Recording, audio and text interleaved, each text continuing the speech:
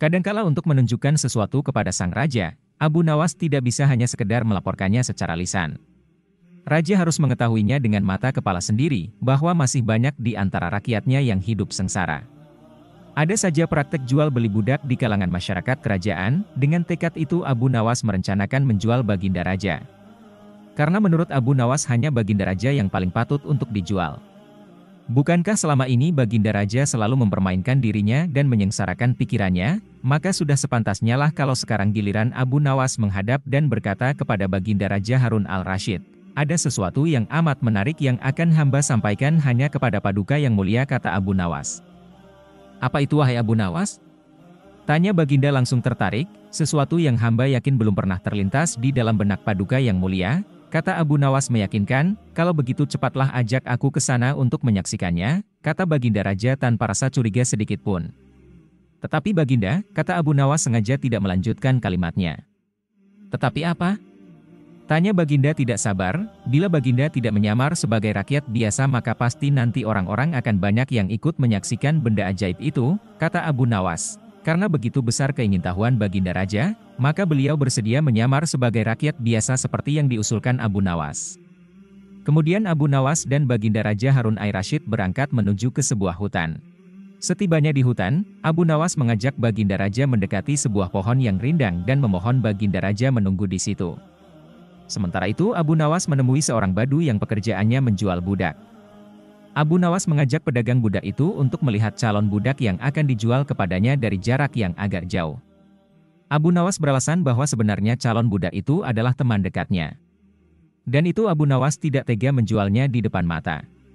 Setelah pedagang budak itu memperhatikan dari kejauhan ia merasa cocok. Abu Nawas pun membuatkan surat kuasa yang menyatakan bahwa pedagang budak sekarang mempunyai hak penuh atas diri orang yang sedang duduk di bawah pohon rindang itu. Abu Nawas pergi begitu menerima beberapa keping uang emas dari pedagang budak itu. Baginda Raja masih menunggu Abu Nawas di situ ketika pedagang budak menghampirinya. Ia belum tahu mengapa Abu Nawas belum juga menampakkan batang hidungnya. Baginda juga merasa heran mengapa ada orang lain di situ. "Siapa engkau?" tanya Baginda Raja kepada pedagang budak. "Aku adalah tuanmu sekarang," kata pedagang budak kasar. Tentu saja pedagang budak itu tidak mengenali Baginda Raja Harun al-Rasyid dalam pakaian yang amat sederhana. "Apa maksud perkataanmu tadi?" tanya Baginda Raja dengan wajah merah padam. "Abu Nawas telah menjual engkau kepadaku dan inilah surat kuasa yang baru dibuatnya," kata pedagang budak dengan kasar. "Abu Nawas menjual diriku kepadamu?" kata Baginda makin murka. "Ya," bentak pedagang budak. "Tahukah engkau siapa aku ini sebenarnya?" tanya Baginda geram. "Tidak dan itu tidak perlu," kata pedagang budak seenaknya. Lalu ia menyeret budak barunya ke belakang rumah. Sultan Harun al-Rasyid diberi parang dan diperintahkan untuk membelah kayu. Begitu banyak tumpukan kayu di belakang rumah badu itu sehingga memandangnya saja Sultan Harun al-Rasyid sudah merasa ngeri, apalagi harus mengerjakannya. "Ayo kerjakan," bentak badu itu. Sultan Harun al-Rasyid mencoba memegang kayu dan mencoba membelahnya, namun si badu melihat cara Sultan Harun al-Rasyid memegang parang merasa aneh.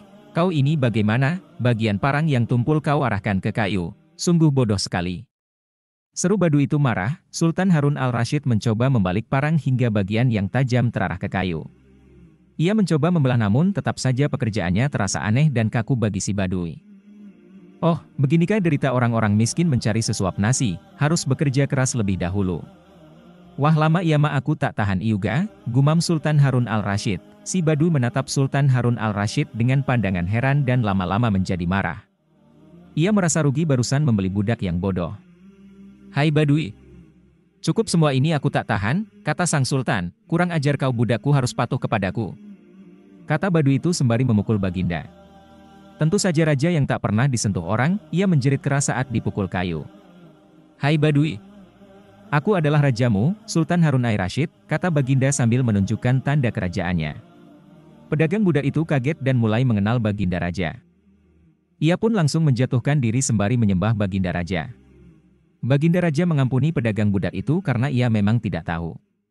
Tetapi kepada Abu Nawas Baginda Raja amat murka dan gemas. Ingin rasanya beliau meremas-remas tubuh Abu Nawas seperti telur.